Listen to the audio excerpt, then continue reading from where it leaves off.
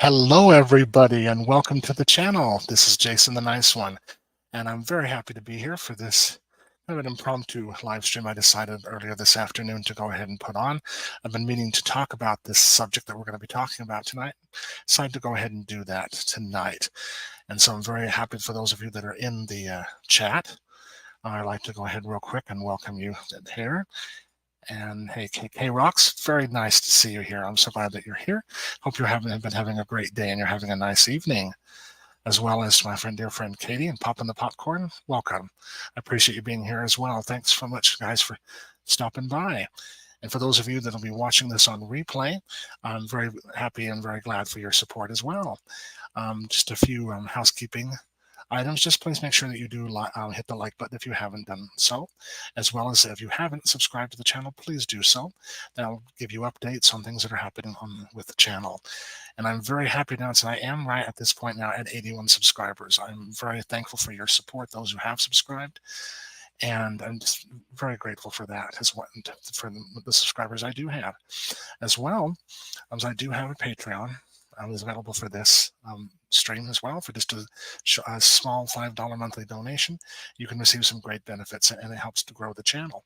But any way that you can help this channel, I appreciate it 100%. And thank you so much again for your love and support. Well, I'm going to go ahead and get started here tonight. I'm going to talk about a main topic that I'm going to talk about tonight. There's a lot of talk about Scream, all that and everything, and that's exciting. And I just saw a couple of new movies today, which I'm very happy about. But I wanted to talk about another aspect of theater, another genre, and that is musicals. That's one of my favorites. And there are three major, highly anticipated movie musicals that are coming out starting in December for Christmas, as well as next year, that I wanted to talk about. And the first two I'm going to talk about has some controversy about them. This is something that's not new to the genre of movie musicals. It's actually not new to movies in general. When you have a PR departments in films that just don't do their job very well, that they try to go ahead and what I would call con the audience, and not trying to hide details about the film because they think it's not going to play if they reveal what the movie is really all about. And we've seen that happen. We saw it happen with Halloween Kills. It happens a lot. And it's happened in the past with movie musicals. And the two that I'm talking about right now that I'm going to talk about real quickly here is one that's coming out this Christmas, and that is The Color Purple. And then one that's coming out here real soon. I think, if I remember right, let me look real quick on that one. If I believe so, that is being released on January 12th of 2024, and that is Mean Girls. I'm going to talk about those two for just one moment here. And before I continue, hey, Melissa, thank you so much for being here. I appreciate you coming in and joining me. I hope you're having a great day and having a nice evening as well. But the big thing that I want to talk about with these two films is this concept that PR departments and producers are really skittish about the idea of movie musicals. It's something they think is not popular. And to be honest, it has not been a popular genre since about 1971. I think that's when that started. And that was with the film version of the stage musical Mame.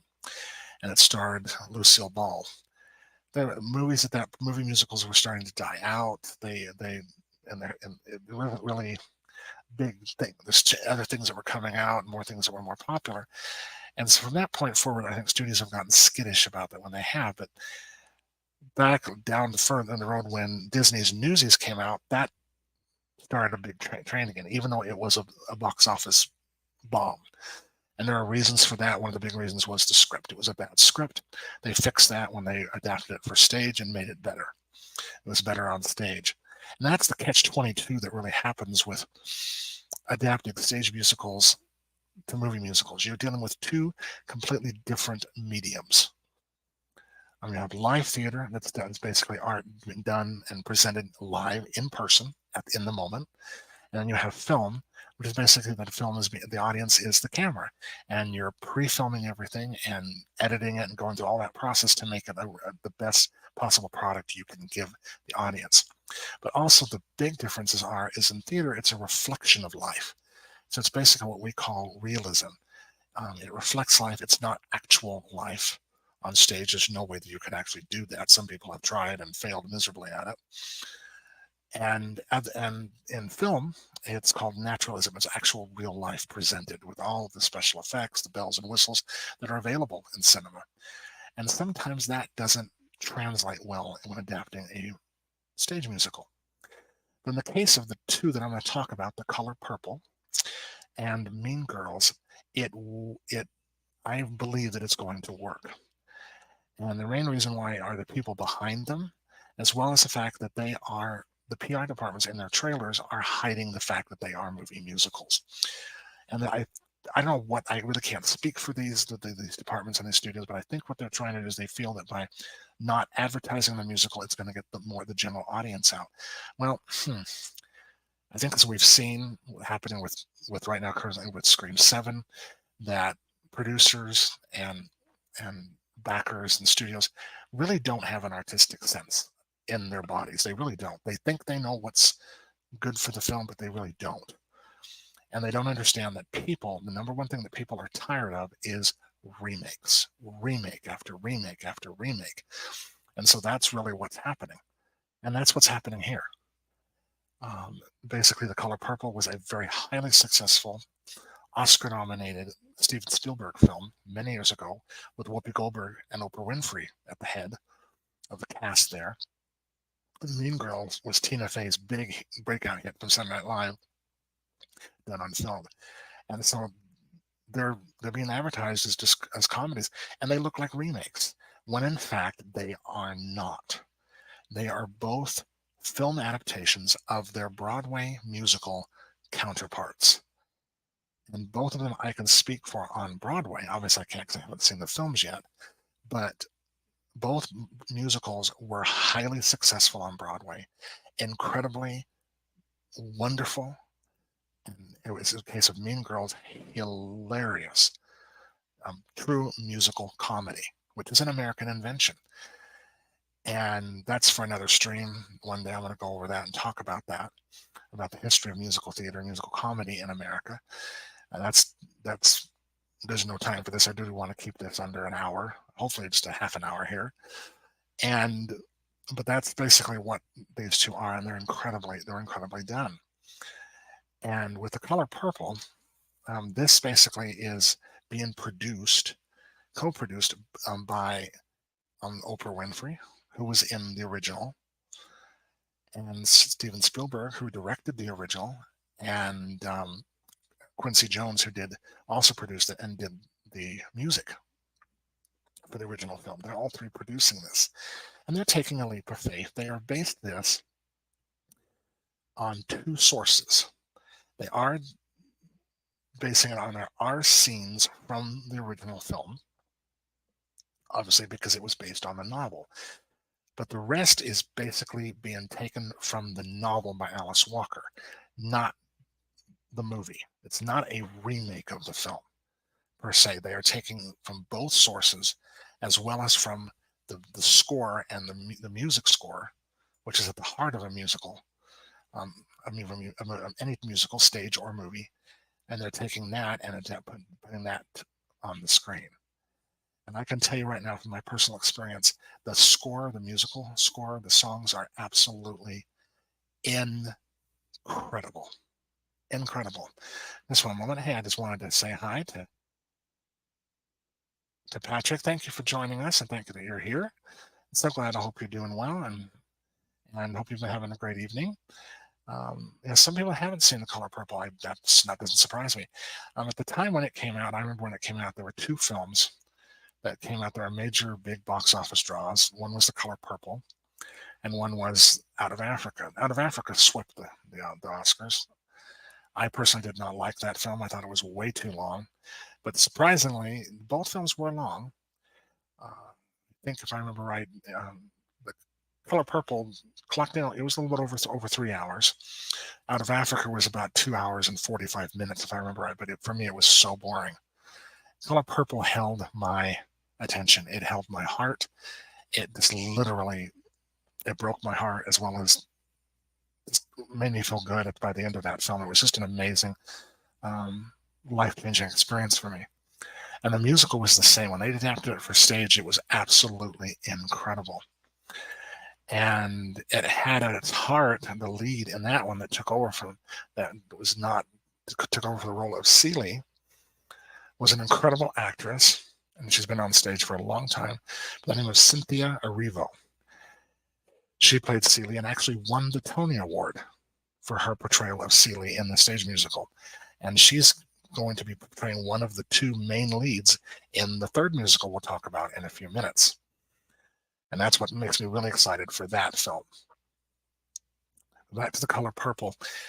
It is just basically an incredible story that was well done. And I think, and I have confidence with those three people at the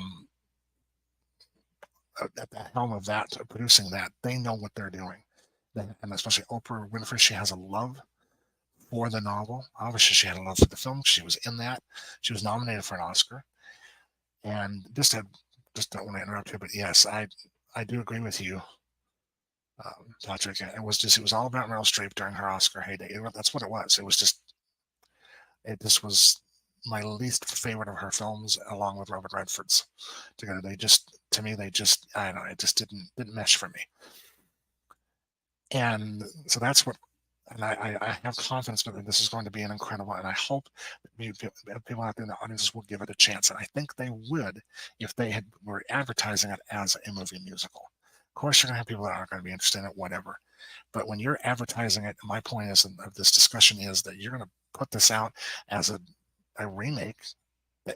Nobody's going to want to see it because they don't want to see it. They don't want to see another remake, especially those who love and adore The Color Purple. They don't want to see that again. But trust me, I know that this will be good, and I have faith in the team again that it's going to be good. With Mean Girls, Tina Fey is behind this. I believe that she is one of the producers. Let me look that real quick. I have my notes here, and I think she is. I know she is the writer, which is good. I absolutely have faith in that. Her script for this on stage was amazing. I had two of my family members involved in that show on Broadway. It was funny. And I had another family member that went on that just finished going on tour with it around the country, the national tour of it, and it's very funny. It has a lot of heart to it, just like the original, but it's different. It's a little bit different, and all that. And with the music score, it adds. And I wanted to make a point here to really just a tiny history lesson about really what the conceit of musicals are. Is that the emotion is so high in a scene that it is. Some people are trying to speak from the heart, but really only music can express that emotion. So instead of taking 10, 15-minute long scene to tell someone that you're in love with them or how you feel about them, you do it in a song for 3 minutes, and it shortcuts it. But it gets to the point, gets to the heart, because music has that power. That's basically the conceit of musicals.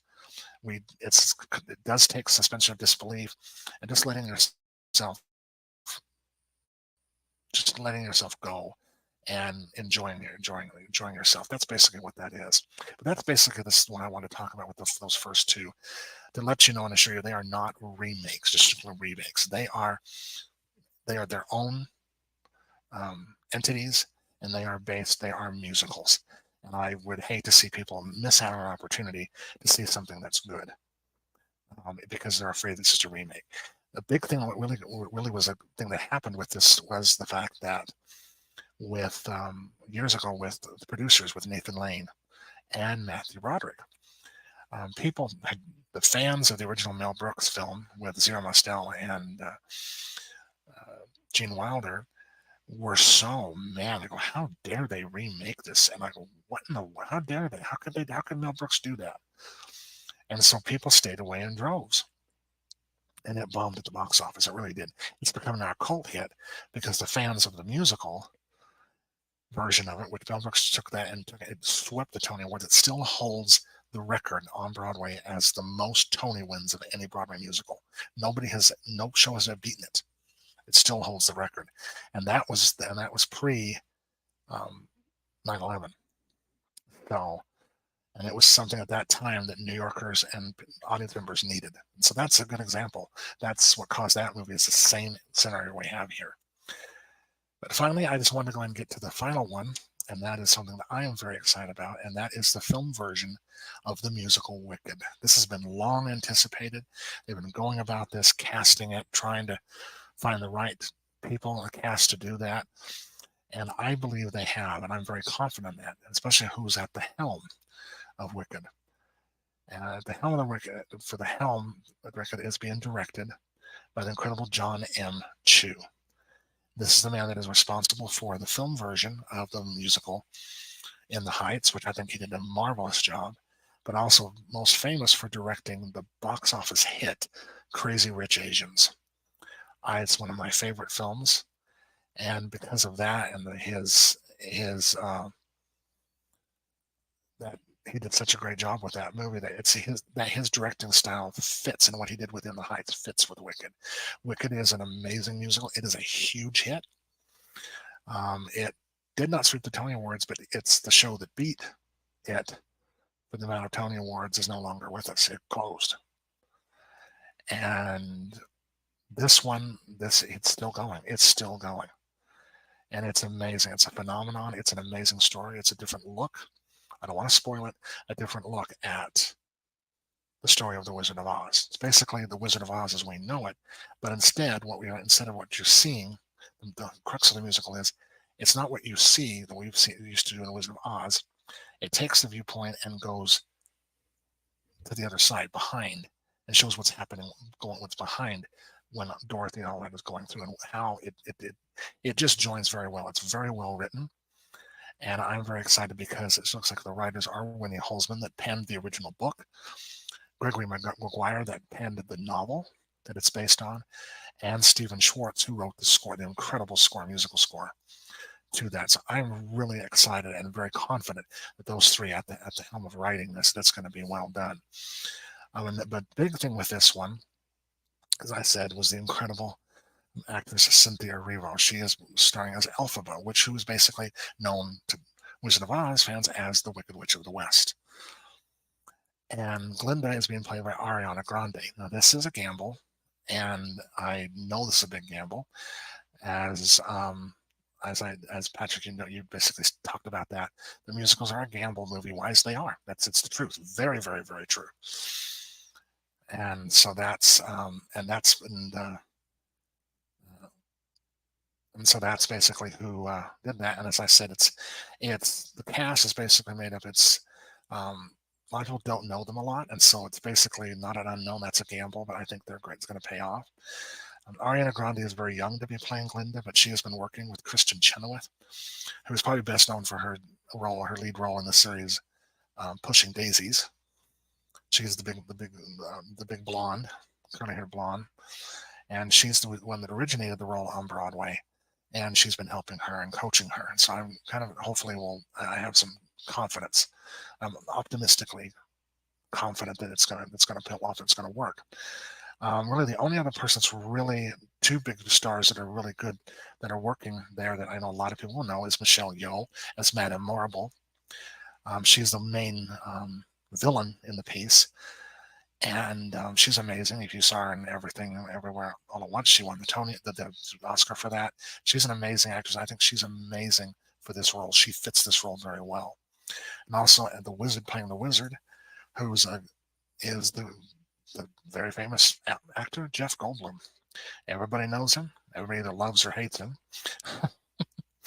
And he's starring as a wizard, who will turn out to be as it was in The Wizard of Oz, kind of a villain in this piece, even more so. And I think Jeff Goldblum is the perfect fit for that balance between comedy, some likability, but also he can be a jerk. And I think it works. And yes, it is very interesting. That's the most interesting choice that kind of scared me from the beginning of why did they pick her, especially to put her up against the incredible Cynthia Erivo as Elphaba, because they're best friends. This story, they are best friends. They meet at school when they're young. That's the conceit of it. And they become best friends. And it's really hard. This is it reminds me of kind of like when with Francis Ford Coppola, the mistake he made by casting his daughter in Godfather Part 3. It was a horrible decision. She couldn't stand up to the other major stars that were around her. And I'm just kind of afraid this may happen here, but I'm hoping and praying with Kristen Chenoweth's help that it will pay out. The person who originated the role, because Glinda is not a different character than you know of her as Wizard of Oz. She's a very, very complex character, and that's what I'm hoping that it won't work out. But also the other thing that's kind of risky about this is going to be a two-parter. That's what scares me. And that's why Gregory Maguire, I guess, is why he's on the writing team, alongside the writer and the composer of the musical, is that he wrote the novel, and it's going to be done in two parts. And that kind of scares me, because now they're going to go into the novel more. And that's the only thing that scares me. It's a big gamble. I hope it pays off. I just don't see the purpose of it. I read the novel. The things that were left out of the novel for the musical, I think, worked very well. And it helped move the story along. I think the running time was barely, not even 2 hours. But the intermission was like less than 2 hours. And so I'm afraid we're doing two parts. I don't know if this is going to work. Of course, it's Universal Studios, and Mark Platt, who's a big, huge head of Universal Studios, he's taken the risk. I mean, he's done a lot of theatrical ventures, and he's the producer of the Broadway version of Wicked. So hopefully he knows what he's doing, and that's what's going to happen. But I don't want to ramble on. I hope I have not made this boring, but I just wanted to go ahead and give a little update on these three, and to give some understanding for audiences to hopefully give it a chance.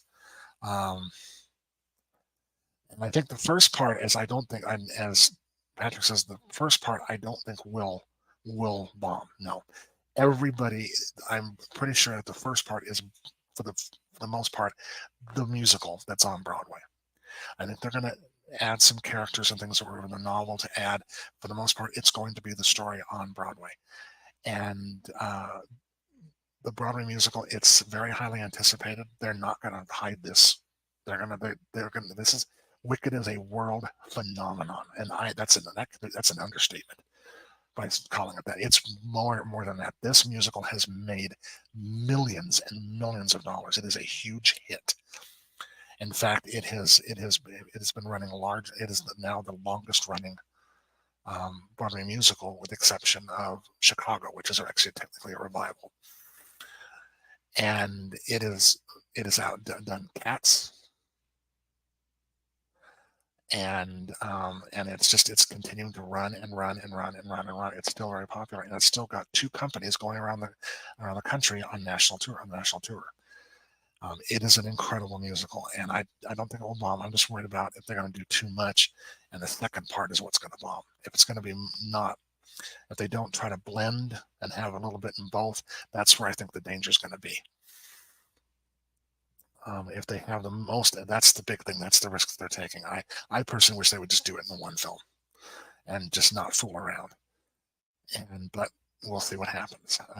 I know it's going to be a big hit, I hope, with people, but you just never know. It's a gamble, and I still love movie musicals when they're done well, and there's a lot of them. And I plan this next year to dedicate a month to musicals and sharing the differences between them, because there are things available that we can see, the stage version versus the film version, and we can talk about that. And I'm excited for that, and hope you are too. But I'm going to go ahead and let this go. I just wanted to talk about this, and for those in the replay, I hope that you've enjoyed this, and I hope this kind of piques your interest, and we'll talk about more of it soon. And I'll be featuring them throughout, not just 1 month, but bits and pieces throughout the year, and pick some of my favorite movie musicals that I think have worked, going back to the MGM years, which were very, very, very popular. But that's a different one. That's where these were original films made during World War II, and the country needed it at the time, and then they were adapted from the film to stage. And actually, they've worked. They have worked. The Singing in the Rain, American in Paris, some of those classics have worked. But that's another for another stream. But I'm going to be introducing this next year and try to help people understand musicals more if they're confused, and understand what they're about. And they can be great bits of entertainment if they're done well. But I'm going to go ahead and take off and end this stream. But I hope this works. I hope this has helped. I hope that you've enjoyed it. For those of you on the replay, if you haven't, please make sure to hit the like button, as well as to hit the subscribe if you haven't. And I'm going to end with my updated trailer for the Holiday Fest. It's coming up next Tuesday. It's starting. And it's also been updated with 2 more events that are going to happen during the holidays. And I hope you're excited about them. I am. And I'm going to go ahead and end with that. And thank you so much, Patrick, for your support. I appreciate that so much. I'll go ahead and end with that trailer and end tonight. But please remember that you are of infinite worth. This world needs you in it. And don't ever let the foolishness out there steal your bliss. And most important, don't ever forget that you are enough. You are more than enough. It is amazing how enough you really are. Until next time, I thank you so much for being here, and you have a wonderful, wonderful evening. Good night, everybody.